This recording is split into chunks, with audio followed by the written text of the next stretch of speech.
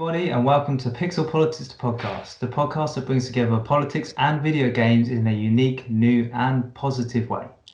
I have to admit, this podcast hasn't been as frequent as I wanted it to be.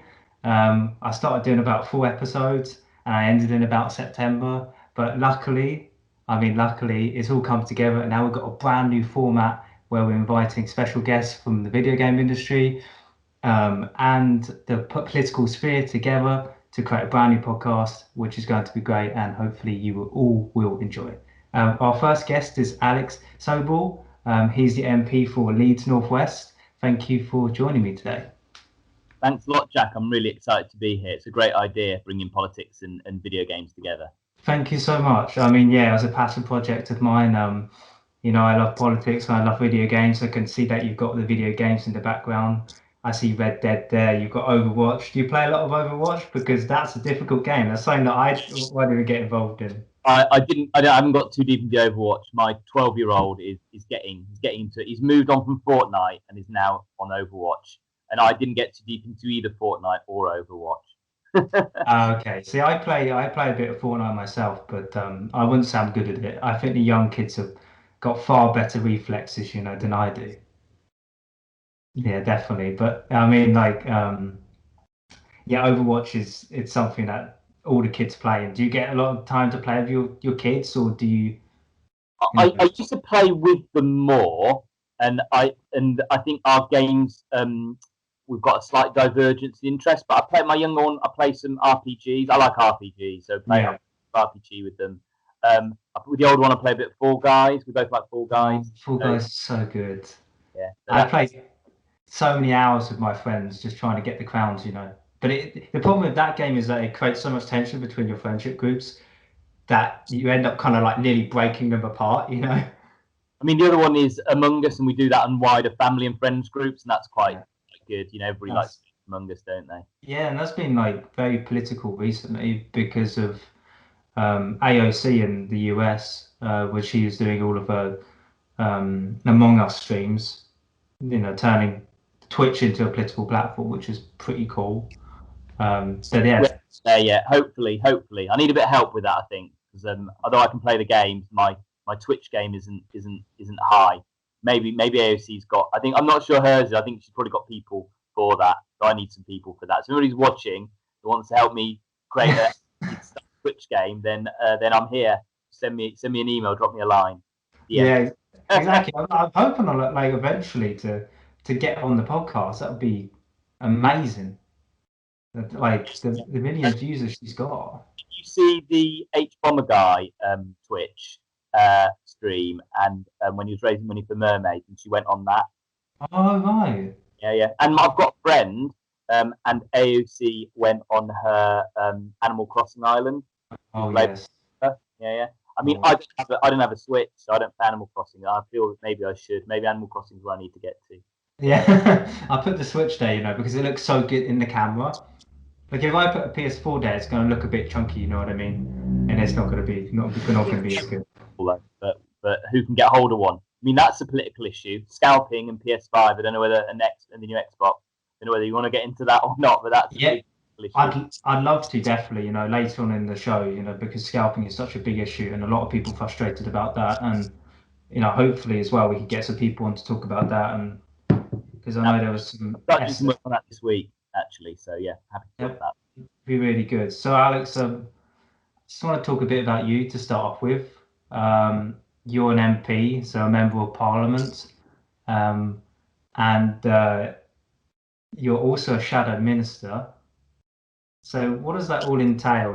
Is if you could just tell the audience. Means I'm very busy. So being an MP, the basic job of an MP is to represent your constituents, your geographic area. Mine's Leeds Northwest. Leeds Northwest is quite diverse anyway. So at the bottom, there's a lot of students who go to University of Leeds, Leeds Becker University. It goes all the way up to a market town called Otley at the top, and another market town called Eden, where we have an airport, Leeds Bradford Airport. And so they're quite different groups of people, and you need to represent all those people and all their concerns. So this week with the students, I've been talking about rents and rent rebates and issues around year-to-year progression because of COVID and all of that. The other end, I've been talking about older people not getting their vaccinations. you know, or other issues relating to COVID and lockdown. And at the moment, it's a lot of COVID, you know, and that's like the best job of an MP. Shadow minister is like both in the government and in the opposition. You have people that effectively are spokespeople, or in the government sense in charge of an area. So I'm shadow minister for tourism and heritage, and that's in the culture, media and sport team. And that includes video games, although I'm not in charge of video games, but I'm other things around tourism, including event tourism, which maybe encroaches a little bit on esports. And my job there is to work with industry bodies, to work with individuals impacted, again, a lot of COVID, to raise their concerns to the government, to create policies for the Labour Party around things like tourism, hospitality, museums, galleries, zoos, aquariums, all of that sort of thing, and try and get a result from them, because they're all really struggling during COVID. Like, you might have an Animal Crossing island. You've got to think about, like, you have to take a lot of care of your animals. Imagine being a zoo or an aquarium. Yeah. Just furlough. You've got to take care of your animals. There's a lot of staff who can't furlough. There's your first problem. Yeah. Exactly. You can't furlough animals, and you can't furlough the staff who can after your animals. There's lots of those issues that I've got to deal with. And you know, so there's that's 2 jobs already. And then chair of what are called all party groups, which are a lot, again, sort of lobbying groups for MPs of different parties. So one of the things that I chair is the video games and esports group. So it's all very busy, but this is good because this is part of my role, doing things like this. Yeah, and I can imagine that's one of the highlights, doing a variety of different aspects of your job. And I don't think a lot of people realise actually how politicians like yourself and MPs and shadow ministers or ministers or anyone who works in politics actually has a super broad job. And one of those commitments that you adhere to is attending like the surgeries for your constituents. Is that a weekly thing you do? And I guess it's because of COVID, it's something that you have to do online. It's different now. So now what I do is every Saturday at 2, I do a Facebook Live. Anybody wants to watch my Facebook Live? It's on my Alex Sobel MP Facebook page. And people, obviously, there's not interaction in like this. People just write their questions and their messages in the chat, and I respond to that, and I do an update on COVID every week. But also, I do individual surgery. People have got individual difficult problems, whatever that is, whether it's housing need, whether it's like really difficult subjects like sexual violence, whether it's issues around benefits or whatever it is. And I do them, you know, over Zoom mainly, 1-to-1 on a Friday. So so that's that every week as well. So do you get like a more of a uptake of people attending the surgeries than normally, because it's online and, you know, some people don't want to show themselves, you know? So the Facebook Live effectively replaces what I used to do in a supermarket. So I used to go to the supermarket. Actually, I did 2 sessions every fortnight rather than 1 a week. Constituency. And people would just come just without an appointment and just come and chat to me. Obviously, I would chat in an average session to maximum like 30 people. Facebook Live, we do a few hundred a week. So obviously that's great because there's a lot more people, and then people can watch the recording as well. You know, which obviously for a surgery there's none of that. So it's a bit more like a news, it's like interactive news program rather than like a surgery. But the traditional surgeries, actually, if anything, they're down a bit because it's all online and email and it's not, you know, ringing up, and we're tending to deal with things as they come in. And what we find is that the majority of issues you can try and resolve or get through without having a meeting, because although that person might think that problem, they're the only person who's ever had it, and it's very difficult to resolve.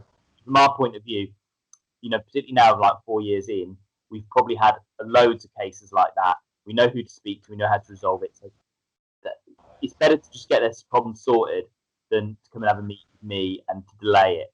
So some people, like we had one last week, which actually was about a technology-related issue. I won't go into you because you shouldn't. But that was so unusual. It was like talking to somebody in a Jack Bauer film, you know, and that was fascinating. And those ones you have to.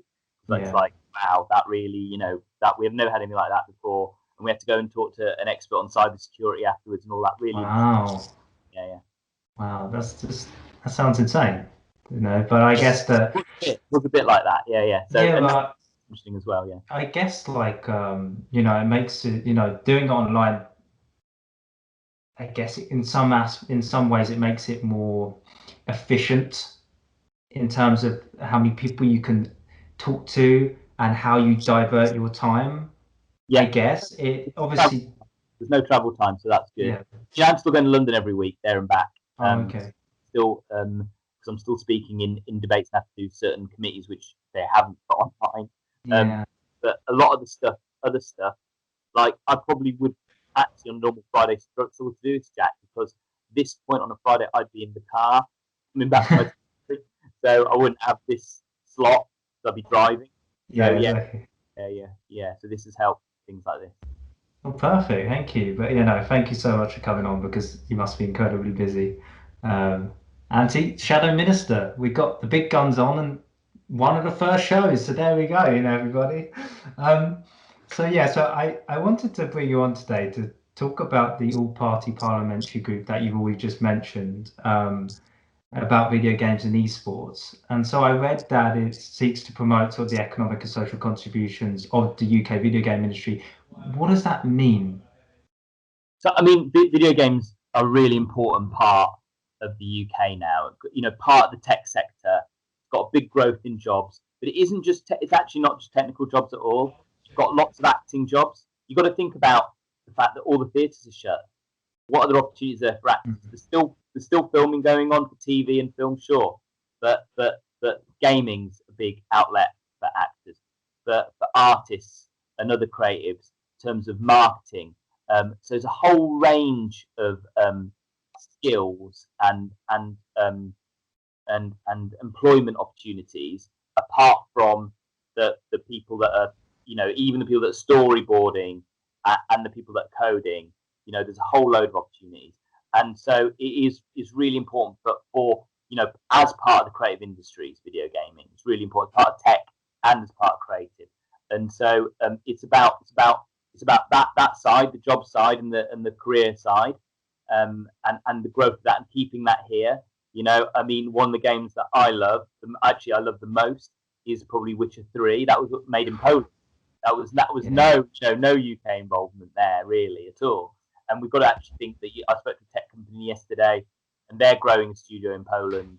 So we need to think about, I'm not saying the Poles shouldn't have jobs, of course they should. That's a great game and they created and all that, but we need to ensure that we're growing our own domestic video game industry. And we have, more really successful, video games. I've got Red Dead behind me, and Grand Theft Auto, and Rockstar, a huge British success story. And we've got lots of those before that. Your IDOSers and your Psygnosis, all that, like going back the generations of British video games industry. We're a real powerhouse and we were a force right from the start, right from the late 70s, early 80s. We were a force in video games alongside the US and Japan. But then there's the other side. It's also about the consumer side. It's about people like you and me, Jack, who are playing the games. Mm-hmm. It's about looking at the well-being aspects, but also maybe looking at some of the more negative aspects as well, and some of the dangers that are created. For instance, in-game purchasing, potential addiction issues. There's a whole load of other things. There's not. I don't think there's a very big dark side of game, but there is a little bit, and it's also about working on that. Definitely, because a lot of people don't like to talk about it, but addiction is, in terms of in-game purchases and loot boxes, can be a problem for a lot of people. And even on these mobile games that kids play, you hear stories of people's credit cards and parents' credit cards just getting spent out with huge debts. It's a problem. And it's less of an issue, I think, with the big developers, the big names. But a lot of the mobile games, like the barriers to entry for mobile, are much lower than they are for consoles, and so you do get smaller developers, maybe not based in the UK, maybe not as scrupulous as some of our home developers. We've got some great examples of developers who don't have any in-game purchase at all, in the UK as well, and so we've got a whole range. That the loot box experience. So, do you know any information about GTA 6? considering the fact you... I'm afraid not. I'm afraid I'm not. Like, you're gonna have to get somebody else on the podcast who's got all the insight. Damn it. Yeah. on the. I mean, I meet with Yuki fairly regularly. Sometimes they'll drop a little hint. That, Really? Yeah. If they've Wow. spoken to a developer, they might drop a little hint. But it's not for publication. I probably would have to resign as the chair of or APPG if I gave out commercially sensitive information. So who is Yuki? Is the UK Interactive Entertainment? Yeah, so they're like the industry association for video game developers. Okay, and you work with them on the committee? Yeah, so that they support the all-party group. Okay, so like, what does a meeting consist of? You just got sort of different stakeholders. You got yourself and other politicians. Yeah, in normal times when we have in-person meetings, we've had some great events. So like we hired out what's called the Churchill Room, which is right by the Terrace and House of Commons, and we got lots of different hardware and software developers in, and we had Intel, and they had this great setup with this hydraulic chair with a VR setup, utilizing obviously Intel, it's the chips, so it's that hardware back end. And so MPs would come in and peers would come in and have a go, and it was quite, and then there'd be other people showing off their games, and we had actually university esports associations there telling us about what they were doing, and it was like, and that's like a really good quality event because people can come in and see. But an event normally would be somebody coming and presenting around particular aspect of the industry, and sometimes we get some complete legends coming and presenting. Like we have had Ian Livingston, who like a complete he runs studios now, but he created the Fighting Fantasy books, and he and Games Workshop, so he's like one of these industry legends, in terms of video games, but also the traditional gaming. Wow, that's incredible. See, people think, at least in the video game industry, that politics doesn't have any kind of, positive impact. And how could politics ever have a positive impact on the video game industry? And I think what you're saying just shows how it can. Just gets put together. Well, I mean, the thing is every industry needs the state or government. Every industry, because you've got to think about it. I mean, you're sat at university. A lot of the industry, a lot of the skills come from graduates. Now, those, universities they used to be entirely state funded, and now they're still partly state funded.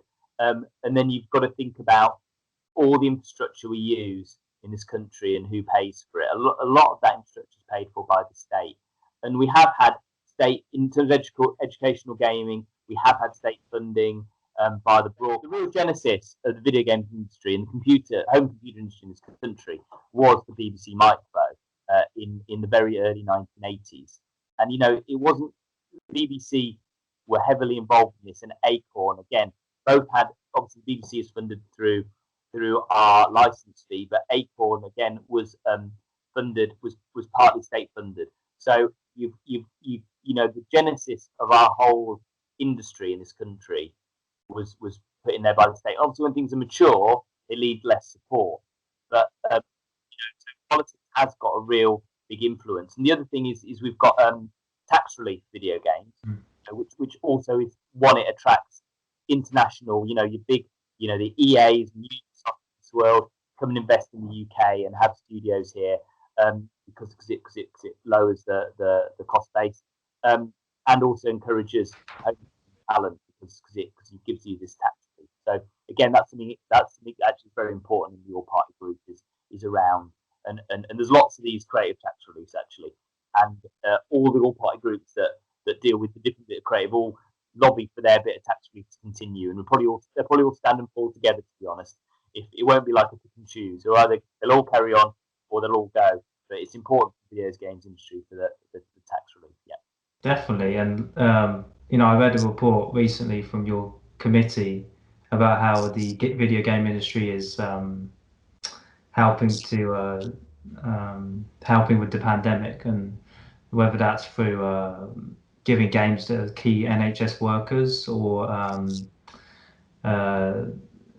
having games display COVID guidance or messaging Is that something you've been promoting as the chair of the committee? Yeah, absolutely. I mean, some of the mobile games I'm playing are like, I won't go into the game, but they've got the COVID videos. You know, they do display the government COVID videos, and I know that's done through, you know, a lot of that's done through goodwill. It's not through a commercial transaction.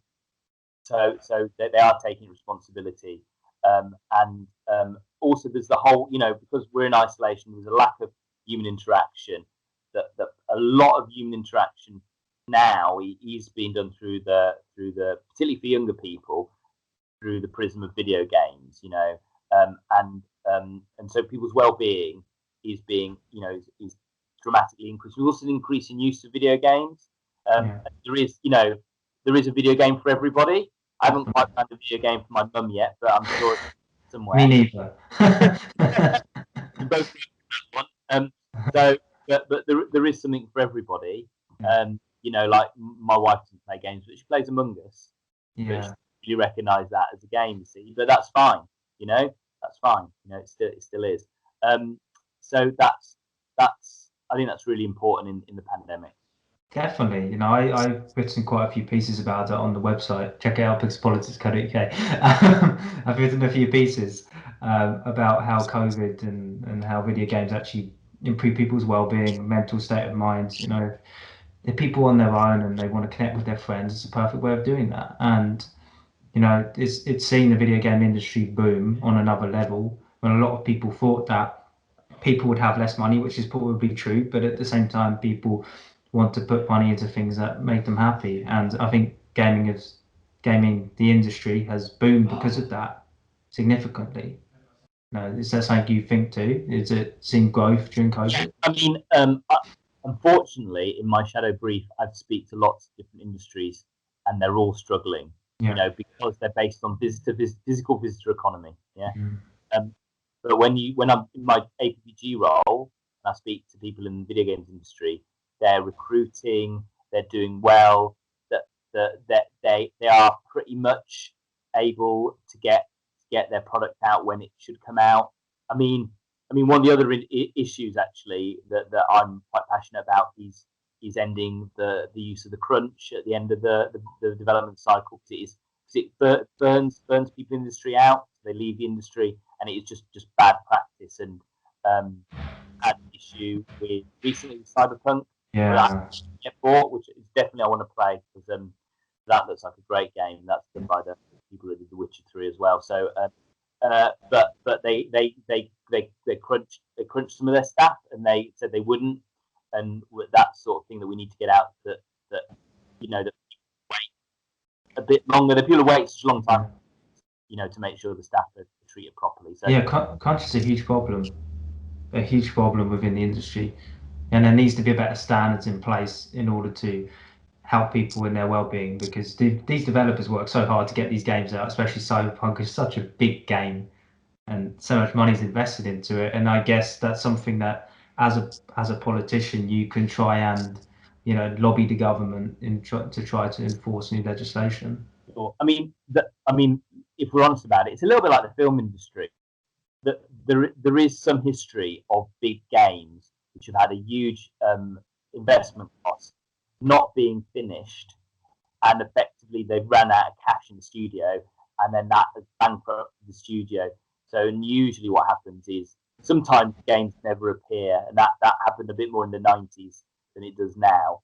But more usually they would just sell the game, or sell the whole studio to somebody bigger, who would then just finish it off and get all the money from this game that some smaller developers been spending years developing, and it's the only game they've got, and it's taken up all of their, you know, cash and investors and all the rest of it. So I do, you know, and those are problems we need to iron out. Absolutely.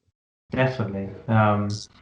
I want to finally ask you about the esports industry, and so I think I read that currently it takes up about 8% of the world's global market in esports.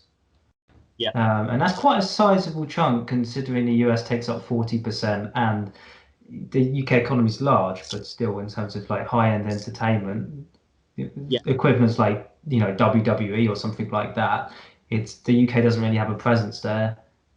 Is it something that you're looking to grow significantly and you see large Yeah, potential? absolutely. I think it's a bit different to WWE or some other parts of the entertainment industry in that there aren't that many countries where esports has a presence compared to other parts of leisure. So 8% probably is reasonable. But you look at some other countries and their events. So going back to Poland, for instance, I'm not sure what percentage of the market they have, but they have some really large events. And they are definitely, in terms of their population, punching above their weight. And again, as usual, in the Far East, in East Asia, these sort of things, they definitely are punching above their weight. But what I'd like, I live in Leeds and we don't have a big esports event, and we're working on that now. I went to ESL1 in Birmingham. It was a great event, but we need to grow that out into all our major urban centres. We all have great arenas and other venues which are great for esports, different sizes and different shapes and different sorts of events. And I think I'd like to see a major esports event in each region of the country. I think that's how we go it out. There's a national audience, there's a regional audience, and I think that there also is a way of interacting and socializing video games. I think it's great. Definitely, I think it's the new medium, it's a new sport that can grow the industry. I think, and I do think a lot of people overlook it. People see video games sometimes and think, oh, that's something that you just do in your spare time. But no, there's proper money behind it, and there's people who are very good at it. And it's a real opportunity for the UK economy, I guess. And for hardware and software manufacturers, it's a real opportunity to showcase their hardware and their software. Again, like Intel, very invested in esports.